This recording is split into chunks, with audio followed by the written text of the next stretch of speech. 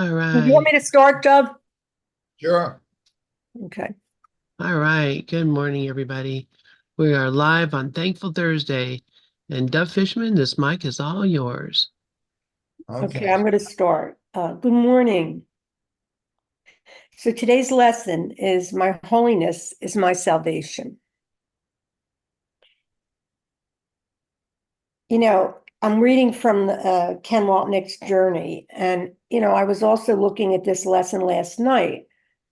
Years ago, when I first heard Marianne talking about the course, I was by myself and I would just start laughing because she was talking about the fact that when we're in guilt, when something's in our mind, it's the worst thing. Of course it is. We can't control the ego, right?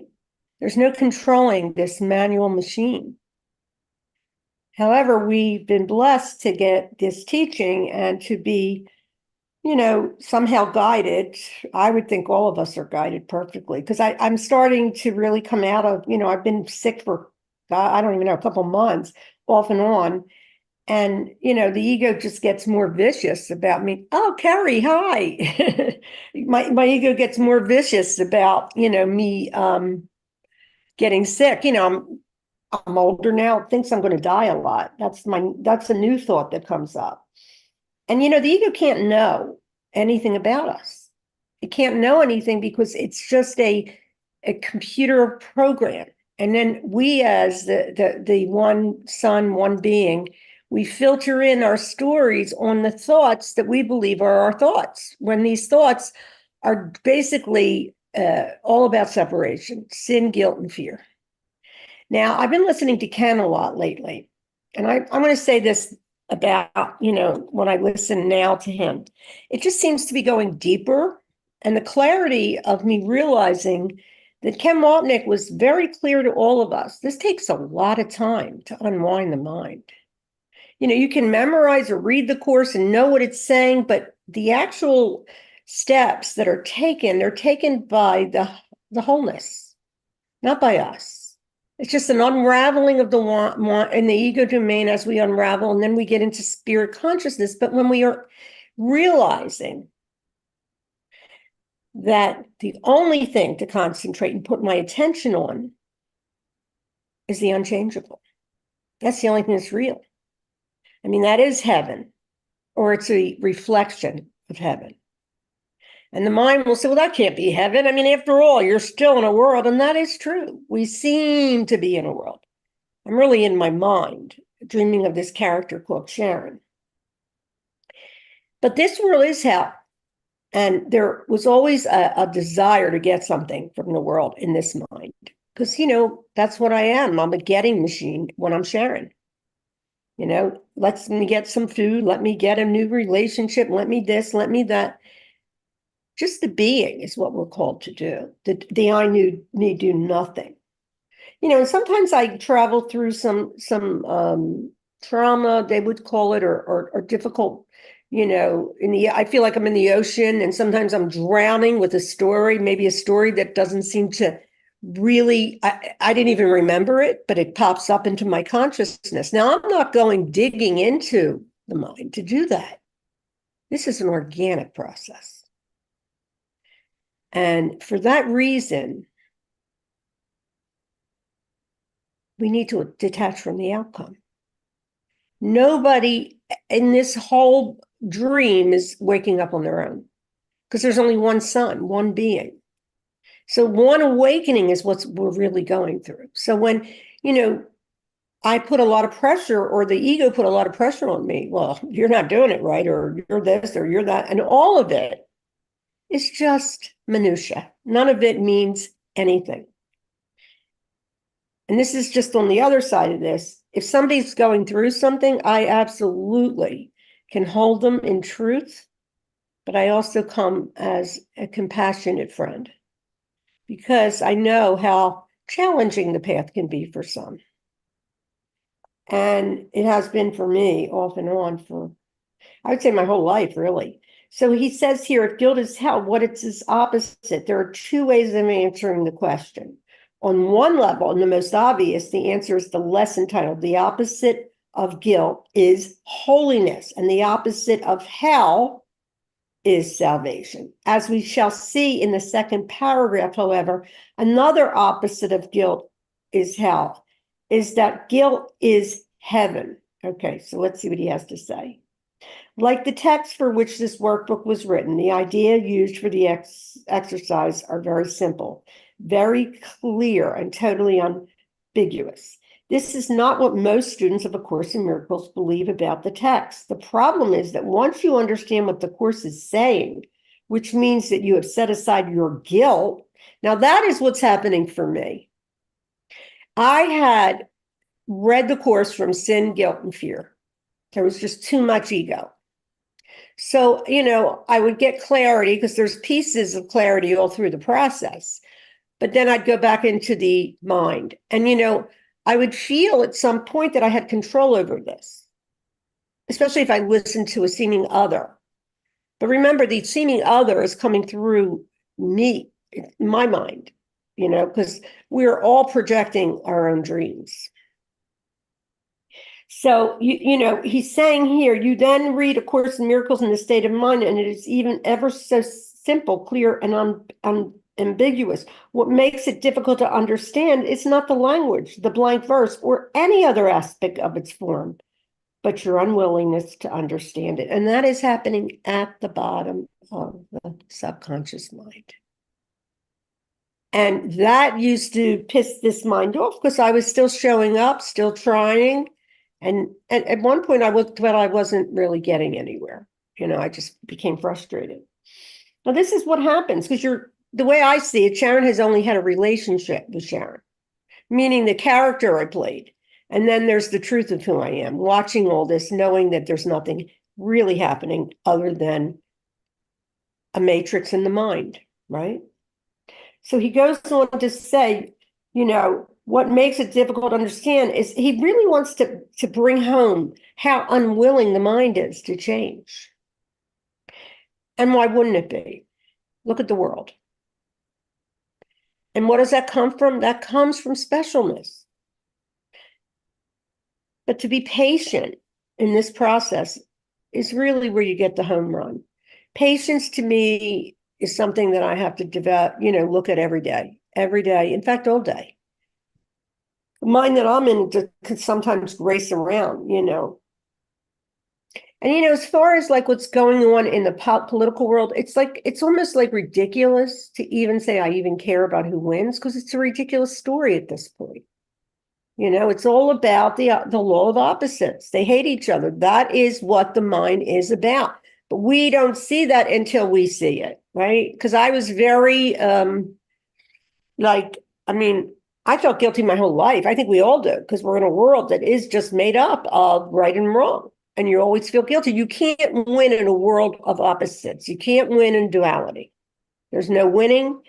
And there's a lot of pain in it, And it's important to me to tell on myself in a way that will only help this mind, It's never really about anyone else. It seems to be, but this is really a dream of victim and victimizers.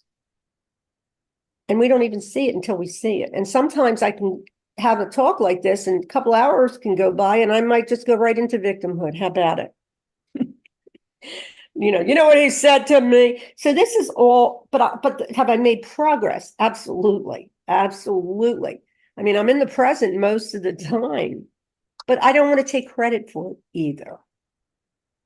Because just by the grace of God go I. This is not anyone special here.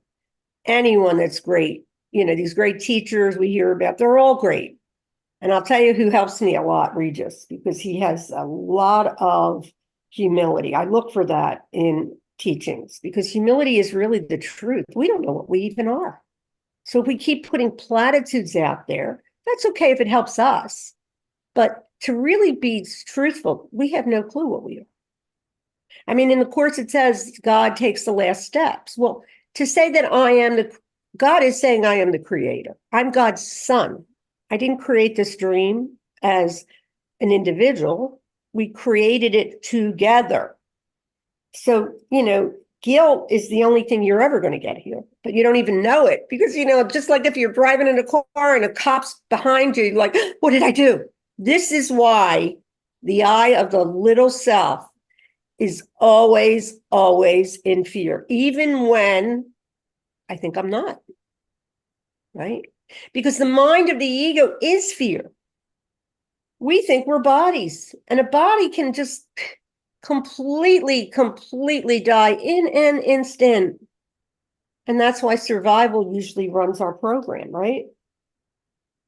So what he's saying is, it's never about anything but the fact that, but if we say to a brother, oh, well, you're not really doing it because you would know that's not coming from the Christ. Of course not. What's really coming from the Christ is all is well. It's just God is, nothing happened, and everybody's perfect. And the thing is, the outcome for me was always one. I was wondering, will I wake up this lifetime? I don't even know if there is another lifetime. I'm open to all of it, but I have no idea. So, and when I see arrogance out there, that's arrogance I'm hiding, right? Because I can't see something unless it's in me. However, what I see a lot of times is that Holy Spirit moves us exactly where we're supposed to be for our classroom. It's always moving us in the direction for lessons to be learned in the moment. So he's saying this is not intended as an attack or condemnation, but simply as a means to help you understand why you find this so difficult to comprehend. The ego will not let you in until that spirit readiness comes into the mind. And all the ego will say is, see, you're stupid again, or something like that. That's just the way the ego is. It's a judgment machine. So as long as you have an investment in keeping your mind hidden, in keeping your body real and individuality paramount, you will find that discourse is saying to be terribly threatening. Inevitably, then, the natural defense against perceived threat would be to obscure what it is saying. And that's happening unconsciously. But it's the way this mind saw all of it. I was like, oh, I don't want to wait. Ken Wapnick says it could take your lifetime. I didn't want to wait. And why would I when I'm in the ego? The ego is an addict machine. It wants what it wants and it wants it now. And some beings have more right-mindedness. I think I have both, really, but I will say that the complexity of the ego, the minutia of the ego is so disturbing. And I, at times, don't even see it. Because when I fall asleep, I'm not aware. But yet, who is that one that falls asleep? It's only the ego. So if the ego has a bad day, if the ego gets sick, if the ego Sharon, whatever she does, what does that matter? What matters is that I hold myself to the higher self and I just watch the movie. Over to you, Doug. Laurie, do you want to go next? Because I just took some meds. Laurie? No, I didn't want to go next, but if you can't, I will. So Okay, I'll go. I mean, I take these things that they were recommended to me. It's homeopathic medicine recommended to me by Golo. Does anyone know Golo? She comes every now and then to our Monday afternoon meetings. She's down in Philadelphia. She's a homeopathic therapist. no, I don't know her. Are the pellets still in your mouth? Yeah. Oh, okay, well then I'll talk, and then I'll turn it over to you. Okay. Because I was thinking, homeopathic meds shouldn't affect you, except if they're rolling around your tongue. Yeah, they will. They're rolling around my tongue. You're right. Well, Sharon, I really loved what you had to say. And as you were talking, it hit me that I was still blaming someone in my life. Well, you did this. You did this. And it's like, oh my gosh, how many times how many years have I been studying the course, and that one just went right over my head. You did this. Talk about being just stuck in the ego. And when we're stuck in the ego like that and we're so identified with it, we don't even see what we're doing. And I'm so grateful to keep being reminded of that. And every time I see something like that, I do the Ho'oponopono prayer, and I adapt it a little bit differently. I say, I love you. Not I'm sorry for what I did, but I'm sorry I saw you as a body. I'm sorry I saw you as a body for whatever I think is the grievance here, something that I wanted from you or something I think that you did. And instead of saying, please forgive me, I say, I choose forgiveness. And thank you. Thank you for being a mirror of my mind. So I'm grateful for what you said, Sharon. And also what you have been reiterating for the last number of weeks about equality. And I was telling someone about that yesterday. One of my clients, I said, why don't you try to talk on ACIM Gather? You have a lot to say. And Dove has held this space of equality for everyone. And it's so helpful and so good. And the commitment to show up every week is also very helpful. And so, Sharon, you hold that space also of there are no good teachers, bad teachers. We're all equal. We're all wonderful. And as I was listening to that, I was thinking about how I used to think of myself as a teacher of the course. And I don't think of myself as that anymore, except in the sense that we are all students and we're all teachers. And there's no better, no worse. And I used to have identity around that. And I don't anymore. Thank you, God. And that had to completely go away. And I've always wondered if I would ever teach again or write again or anything. And now it doesn't really matter. But I realized early on that there was a lot of ego involved. And that's the thing I did not want. And the other thing that used to be really hard for me is I would go in and out of depression. So I would be happy and joyous and yes, this course is everything. It has saved me. And then I'd crash into depression and think, oh, what the heck am I doing? I can't teach this. Because when I was in those moods, I couldn't fake it. I am not one to fake, just like you, Sharon. If you know what you see is what you get. And I just couldn't teach something if I was in a mood where I didn't believe it at that moment. And so letting it all go was really, really helpful for me. And so we're on lesson 39. My holiness is my salvation. And I'll read, I know you read a little bit from Ken's journey through the work, but I'll read it again. Sorry, I'm tripping over my tongue. I might as well have those homeopathic pellets under my tongue. If guilt is hell, what is its opposite? There are two ways of answering this question. On one level, and the most obvious, the answer is the lesson title. The opposite of guilt is holiness, and the opposite of hell is salvation. As we shall see in the second paragraph, however, another opposite of guilt is hell is that guilt is heaven. Paragraph 1, line 2. Like the text for which this workbook was written, the ideas used for the exercises are very simple, very clear, and totally unambiguous. Ken says, this is not what most students of A Course in Miracles believe about the text. The problem is that once you understand what the Course is saying, which means you have set aside your guilt, specialness, and investment in being an individual, what is left is the simple truth.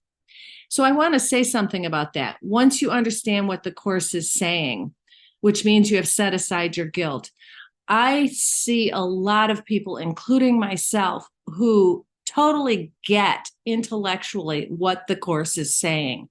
And then the ego uses it to make them more guilty. Like, you know better, you should be doing the Course.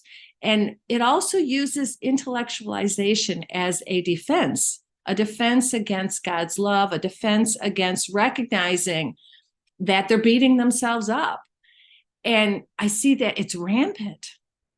And so a lot of times when I work with my clients, they'll say, yes, I know, I'll start working with them with the EMDR or any other technique I use. And then they'll say, yes, I am the holy child of God.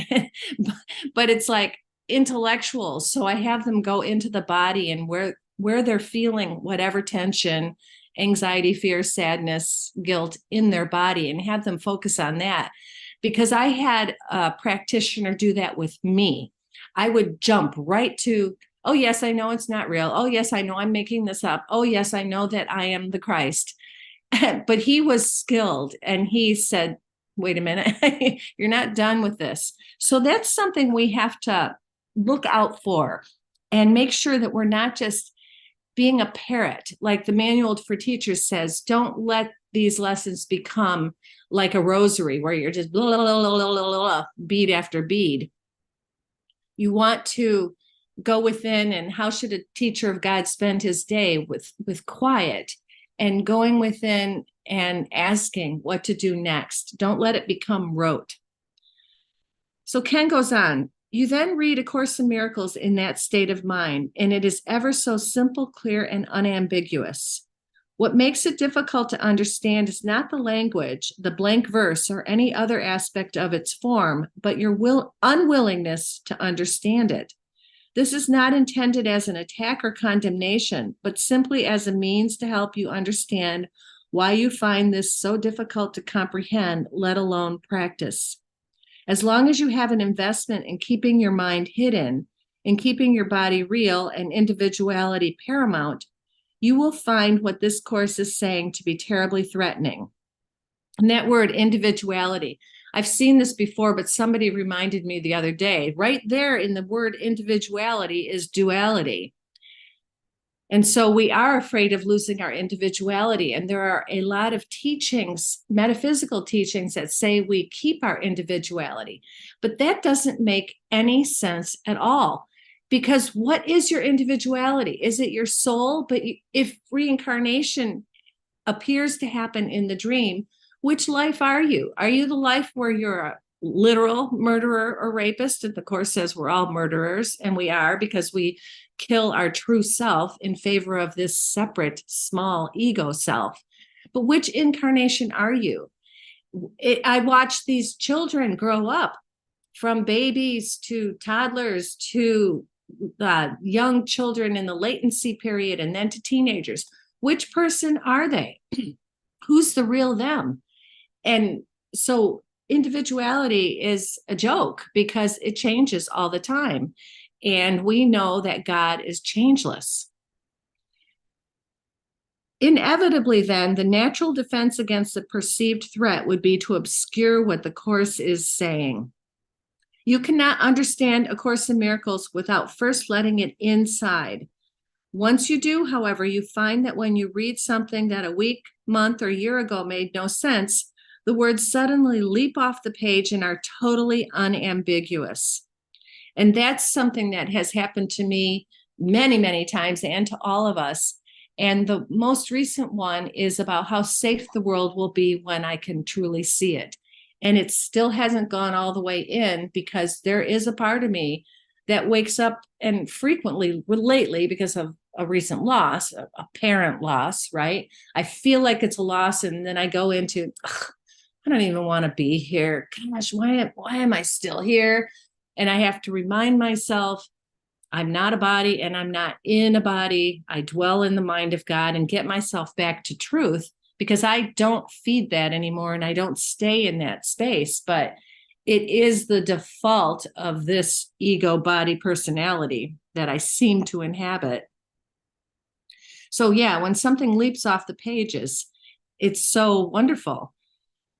And Ken continues, thus, when Jesus says here, as he says in many other places, that his course is simple and clear, he is not being facetious nor mocking you. He is simply saying that if it is not clear to you, it is because you are defending against it, a statement made in the text that was originally meant for Helen.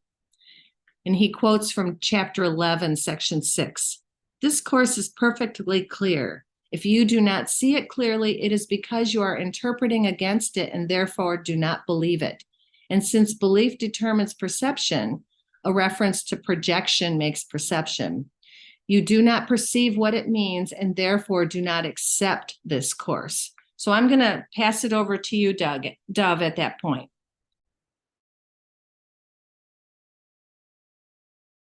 Thank you so much, Lori, for following Sharon. Gave me a chance to digest my homeopathic meds. And I was following you very, very closely, and I totally agree with your whole premise that as long as I identify with my individuality, I'm probably not going to really let go of who I think I am, because that's the greatest threat to doing A Course in Miracles. You know, you can read the book, but certainly not accept it as your own, as long as you think that your identity is being threatened. Funny thing is, I also took a look, as I always do, at what Ken Wapnick says on the lesson, and this I put it in the chat, and maybe if you can't see it because you came in late for some reason, I'll put it in again. Today's lesson, of course, lesson 39. My holiness is my salvation, and this is what Ken says. You cannot understand A Course in Miracles without first letting it inside. As long as you have an investment in keeping your mind hidden, in keeping your body real and individuality paramount, and that's exactly what you were saying, Laurie, you will find what this course is saying to be terribly threatening. Yeah, the reason people can do this course for years and years and years and really not allow it in is I am not this body. I'm not this special person. I have to give up my identity. No one wants to give up their identity if they think that that's what keeps them safe. Yeah, right, safe. Yeah, well, I have a treasure trove of defenses, things that I use as a repertoire when things get scary, or I get afraid or upset or angry, or somebody says the wrong thing to me. And I hold on to these things like they're real, and I ain't giving up my treasure trove of defenses. And that's exactly what the body is. It's a defense against the truth. It's a defense against the truth. And if I'm defending against the truth, I'm attacking. What am I attacking? I'm attacking myself. I am the truth. God is the truth. The Father and the Son are one. There's nowhere to say the Father ends and the Son begins. I'm not only attacking myself, I'm attacking God. And how could you possibly hear what Jesus is saying if you don't allow it in? The funny thing is, I went to Open Minds to get, like I usually do, because on Open Minds I have put Ken Wapnick's commentary on every lesson, and I go there to hear what he says, and it's always from some past years. I think I posted this like 6 years ago or something like that. But I also found at the same place, and it wasn't posted by me, it was posted by somebody else, this picture, which I put up here earlier. It says, no beauty shines brighter than that of a good heart. So what is a good heart but the innocence of seeing all as equal? You know, that's become my favorite expression, equality, because as Jesus says, and he says it over and over again, but I think the part that he says it the most is, the only reason I came to teach in this world is that we are all equal. That's, he says, let's see, where does he say that? Actually, I posted it in the room this morning. Let me see if I can find it. Yeah, it says, God's sons are equal in will, all being the will of their Father. This is the only lesson I came to teach. God's will is perfect equality. And you find that in text chapter 8, section 4, paragraph 6. And it follows that God's will is perfect happiness, because he tells you in lesson 101, God's will for me is perfect happiness. And that is my will too, lesson 102. And I share the same will, one will, not two. We share one will, and it's only your, and I'll use a term that Sharon used here earlier. It's the humility of saying I and the Father are one. It's the humility of saying we all share the same will, and the will is happiness, literally. I mean, lesson 103 literally says God being love is also happiness. So happiness and love equate. You can talk about love all you want, but basically, it's in your holiness, and that's today's lesson.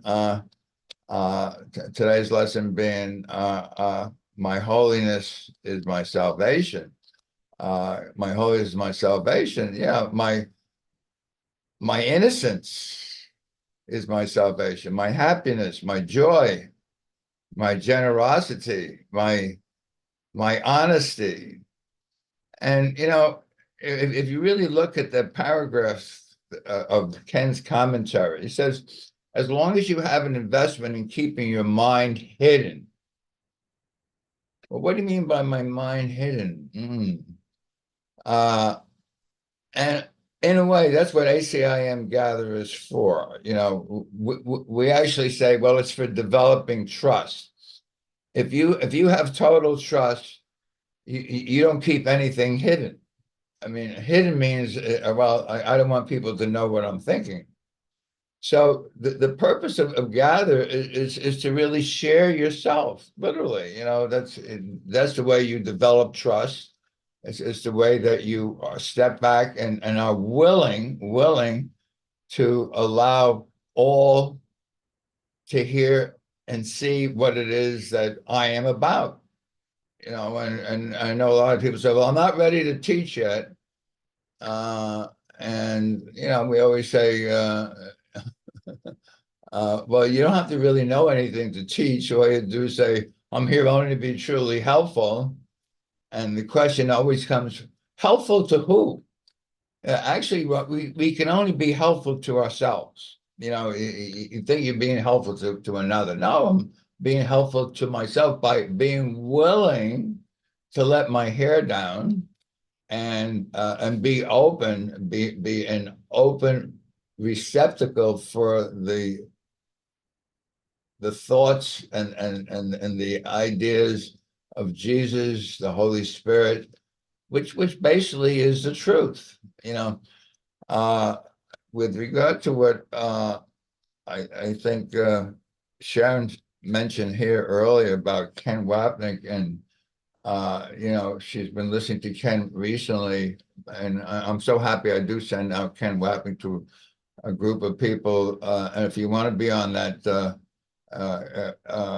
basically Prudence starts with with Ken Wapnick at 5:30 in the morning, and I don't always get here at 5:30, but as soon as I get here, I start recording, and I send out the recordings now. It goes out to about 15, maybe 16, 18 people. I don't know. I keep adding. I think I sent you, Lori, once or twice. I don't think I ever sent Regis any, or maybe I did. I'm not sure. But I do have a list of people that do want to listen to Ken Wapnick. And yeah, when you listen to him, you keep going deeper and deeper. Now, because Ken Wapnick keeps going deeper and deeper himself, it came to me recently, and I've been, I met Ken in 1980. He came to one of my meetings in Greenwich Village. And then I started going to his meetings. He first lived in Pomona, and then, of course, up in Roscoe. That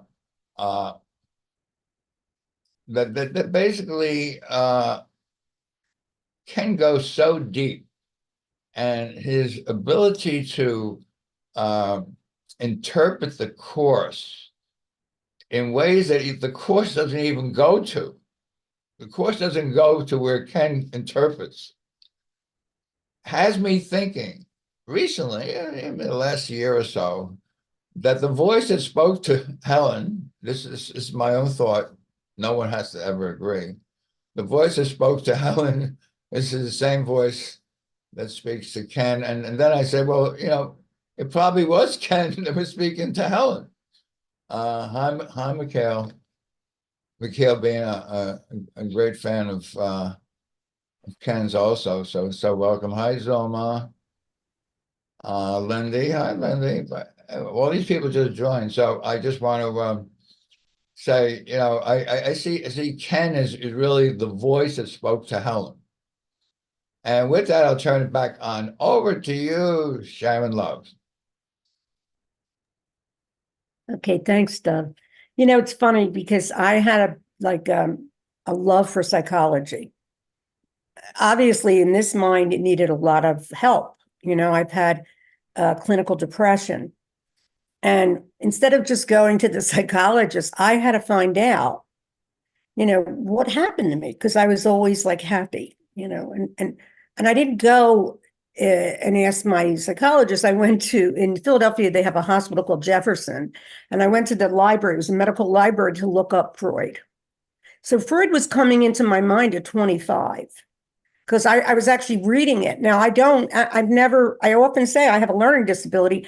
It's on certain things. It's not everything. It's really weird because psychology, art, the science and math, that's a little hard for this mind.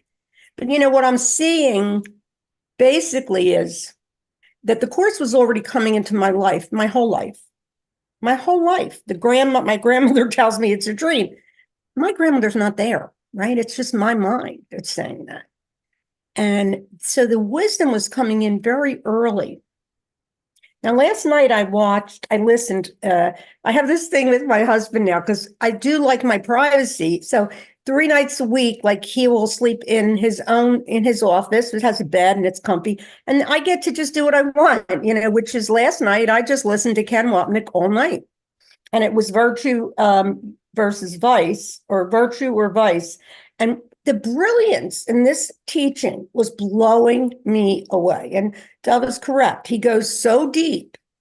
Now, he is a scholar, and he has been handpicked as far as I see it, because I have listened to a lot of Course teachers over the years.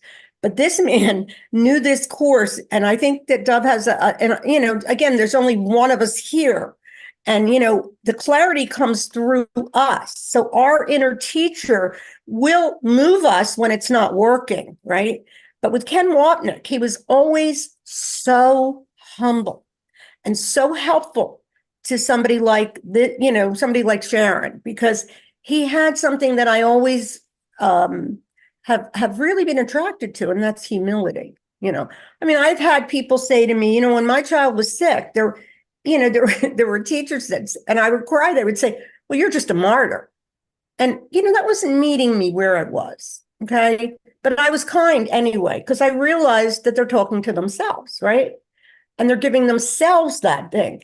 I've been a person that has a real sensitive nature, and I don't feel anyone on this planet is above or behind anyone. If you want to look at sameness, yes, there's a lot of wealthy people. It means nothing. But the fact that some people become scribes, some people get awakened, and the specialness in that is it's a complete distraction from the truth.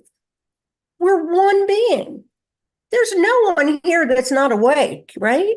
And so the ego gets in there. I said this a little while ago. I can be in the ego, because the ego will have preferences. It has preferences. It has food preferences. It has political preferences.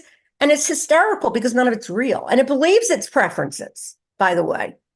But when that happens, I would prefer, and this is just my preference, and I can only do this for myself, is to be gentle. Like when the person said, what are you, a martyr? Well, I guess that's what she saw in her mind. This person I know well enough to know she's never been a mother. And that also is something that, having a sensitive nature like I do, and certainly not hiding my tears, because it did irritate some people in certain circles that I would cry. And that's just because I think a lot of beings are not comfortable with their own, despair, which is something I'm very comfortable, just like Lori, I've had a lot of it too. And I talk about it because it's helpful.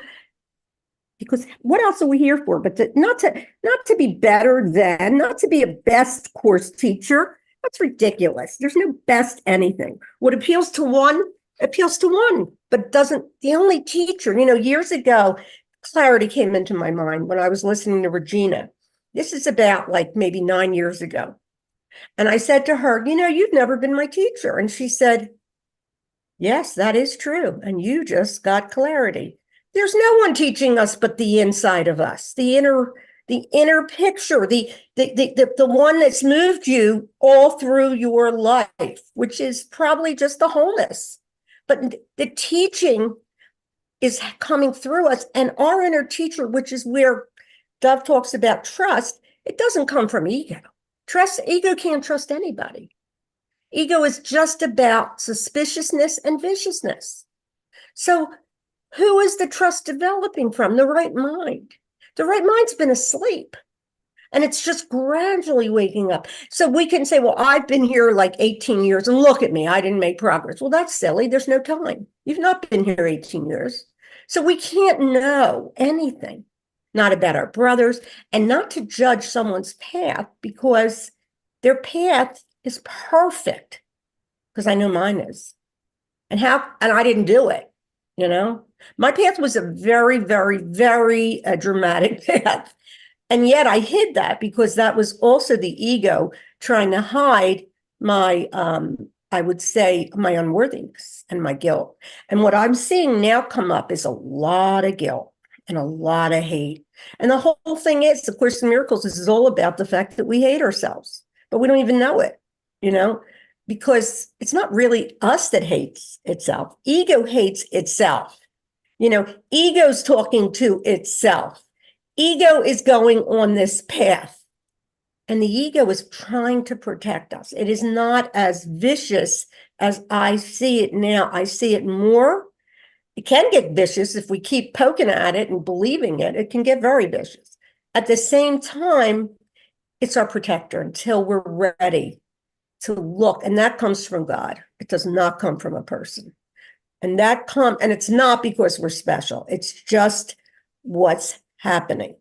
And I think the group that I'm in now, in fact, I know it, is just a different kind of group I've ever been in, because people show up tenderhearted and loving and not wanting to be better than, equality is the way to go. And this lesson, my holiness is my salvation. Holiness and innocence is synonymous. And I think for egos that think they're innocent, it's almost impossible.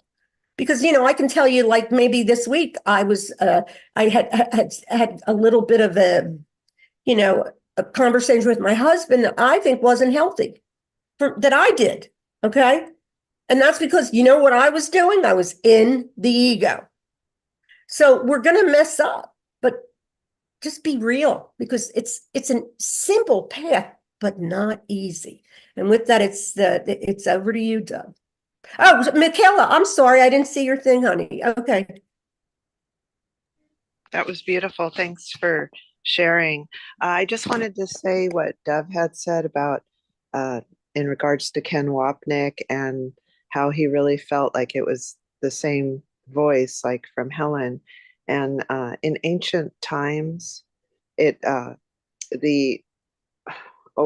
could say like the enlightened person in ancient times, like back in India, they would pass that on to another person before they would leave the physical body. So I just kind of wanted to mention that. It's kind of like in America, we say passing the baton on. So I just wanted to mention that about what Dove had said about Ken Wapnick. That's all. Thank you. You always have so much wisdom. I love it. Thank you. Yeah. I just want to jump in for a second. That passing the baton, that's why a lot of people say, Joel Goldsmith literally, he left his body in 1964, and the voice started speaking to Helen in 65. And for those people who listen to Prudence in the Morning on Sunday, she doesn't play Ken. She plays uh, I can't think of his name for a second, but she plays a guy who used to be a student of Joel, and he's such a great teacher of the course in just a couple of years. How could he possibly have gotten be such a great teacher of the course? He was a good teacher of Joel, and then he became a teacher of the course. So it's exactly what you say. It's passing the baton on to who is here as teachers. Over to you, Sharon. It's Lori. It's Lori. Oh, I mean, over to you, Laura. Yeah, I'm sorry.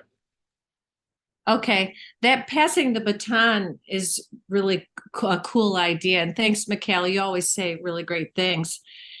I had that experience in the last couple of years where people that I really respected transitioned, and it really felt like they were passing the baton to me.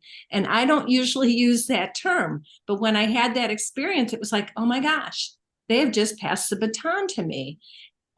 Both with my friend Ina, who was relatively awake, and then when Rod transitioned. I feel Rod talking to me all the time because as I've said lately, I'm going through a little bit of a hard time. So I'm leaning on him a little more. He's me. He's the Holy Spirit. We're all one. It's just a symbol that I can relate to and recognize the voice and take it in.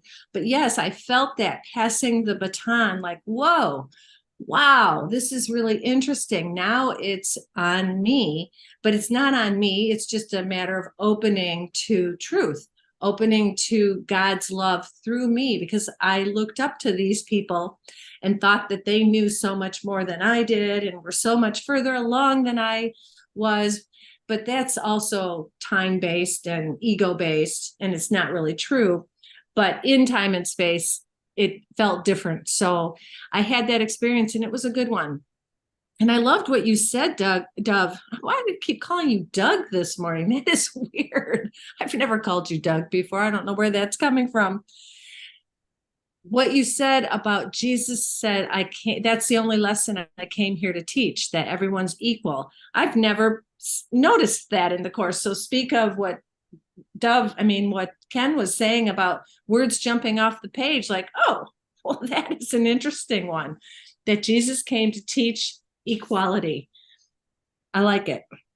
Getting back to the lesson 39, my holiness is my salvation.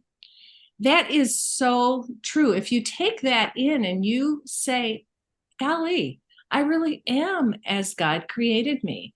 I really am holy, not the ego self in me, not the body, not the person that strives and struggles and competes and judges every other body, but the way I've been created. That is my salvation. And that's the only thing we have to keep coming back to. We recognize the ego jumping up and saying that you are little, you are sick, you are undeveloped, you're nasty, you're mean, you're whatever the ego wants to call you. You're a failure or you're a success, even same thing. Failure and success, same thing. You're a good person, you're a bad person, same thing. And you go, no, that's part of the ego script. I am as God created me. And coming back to that place of truth of I am as God created me. Jesus says, when he repeats that lesson 3 different times, I am as God created me. He says this one thought would save the world, and it does. That's what I tell my clients. I say, I'm a broken record. I will just keep coming back to reminding you who you are. And that will change everything. And I do it myself. When I'm in the ego thought system, I feel like absolute dog crap. It's terrible. It feels awful. And sometimes it's really hard to get out of it. Lately, it has been a couple times really hard to get out of it. And that's okay, because there's always now this part, and it's been there for, at least 10 years. This too shall pass. It never stays forever anymore. And when the Course says you'll get to this place where you really can't be fooled again, you can't be totally fooled. You may feel like crap, but you also know there's a way out. You know that it will pass. You know that's not who you really are. Because the ego is certainly not going to tell you that it's the ego and that you'll get better. It never will do that. And I was saying that to a client the other day. This part of you that recognizes this is not the ego, because the ego is not going to let you know that you see its tricks. So the paragraph 1, lines 3 to 4 says, we are not concerned with intellectual feats nor logical toys. We are dealing only in the very obvious, which has been overlooked in the clouds of complexity in which you think you think. Ken says, so much for our holy and brilliant thoughts we think we are thinking. There we come back to equality again. It doesn't matter. My little grandbabies are almost 2, and they are starting to speak. So they're saying words. They're not stringing sentences together yet, but they're starting to say words. And so are we that are older and can use sentences, are we more brilliant and holy than those little babies that can only say words here and there and echo you? No, of course not. But we have already learned we are not thinking at all. Rather, these profound, quote unquote, thoughts are but shadows of the mind's thought of fear. The underlying dynamic here is our fear of the clarity of A Course in Miracles, which gives rise to the defense of complexity. This renders its simple truths temporarily inaccessible to us. The Course's teachings shine in our minds like the sun, and we become so frightened of the light that we quickly produce clouds, and more clouds still. When I was coming back from Mexico a couple weeks ago, we were flying above the clouds, and the day, when I left Michigan, and it was just it's like, that's right, the sun is always shining. It doesn't matter. There was this seemingly dense cloud cover, but I was above it, and it's like, all of a sudden my mood went way up, and it was just this lesson. Don't believe those clouds. Just don't believe them. These defenses, which elsewhere are described as symbols of guilt or screens of smoke, protect, quote unquote, protect us from the light of the sun's truth. In the context of this passage, then, the clouds represent our intellectual ruminations, all designed under the rationalization of seeking understanding to defend against the simplicity of the teachings.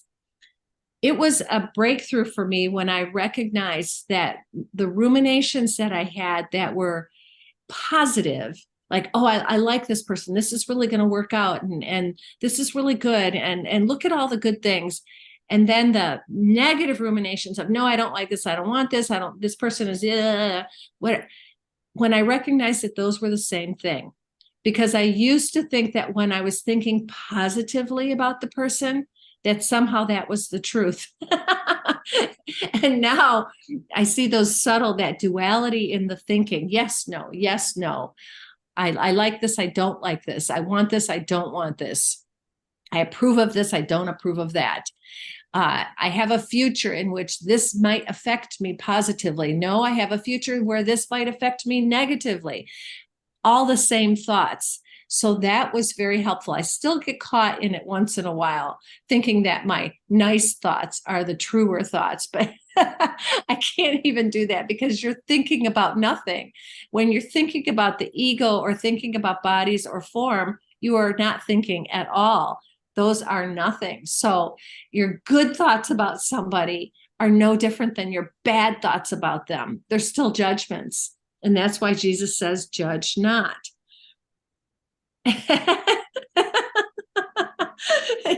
It's like what you were saying, Sharon, about going to the library, the medical library, and looking up Freud, which is wonderful. And it was such a good, here I go, good judging.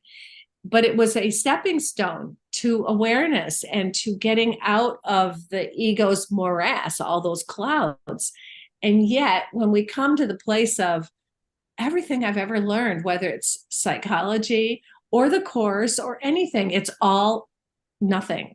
It's all nothing. And whatever profession we've had, if you are a dedicated course student, you have come to the point where in your profession you go, I'm not doing anything. This is all meaningless. This is just a thought system that we use, and none of it is true. So with that, I'm going to turn it back over to you, Sharon. Thanks, Lori. Well, it's almost 2 minutes to say just that, the way I'm on after Lori. you're after Lori? Yeah. Oh, You hand it off to Lori because I was having some homie. okay, you can get. Okay. So with 3 minutes left, I just want to share some doodles that I had while listening to Ken Wapnick this morning. I was listening as I usually do, and this is what came through me. Do not doubt your power to heal hearts. Every time you give yourself to a direct relationship with Christ, you are doing it for yourself and for the whole world. Now, I think that came from Ken reading from the course. So that's from chapter 14. Oh, no, I'm sorry. That's from chapter 14, The Age of the Heart. The Age of the Heart. It came from those people who were reading the Age of the Heart. So then I was listening to Ken, and it said, God's sons are equal in will, all being the will of their Father. This is the only lesson I came here to teach. God's will is perfect equality. And that comes from text chapter 8, section 4, paragraph 6. God's will is perfect happiness. And that's lesson 101. Equality equates with happiness. Equality and happiness are one and the same. They are the will of God. And that's sameness, oneness. Now, the ego is blindsided, has no way of understanding sameness, it only sees differences.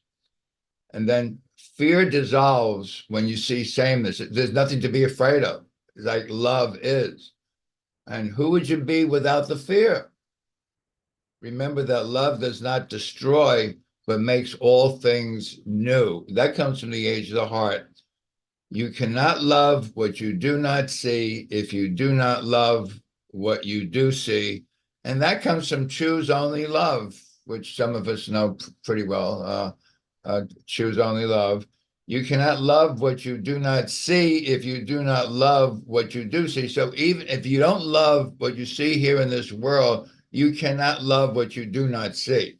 So love is either all or none. You can't be particular about I like this and I don't like that. And then, of course, the message of the crucifixion, and this world is the way that we have crucified God's Son, is teach only love, for that is what you are. Thank you so much, Sharon, Laurie, Len, everybody here at Zoom, and everybody out in Gatherland. Thank you all. Thank you, Dove. Thank you, Sharon. Thank you, Lynn. Thanks Thank you, all. guys. Love you all. Thank you.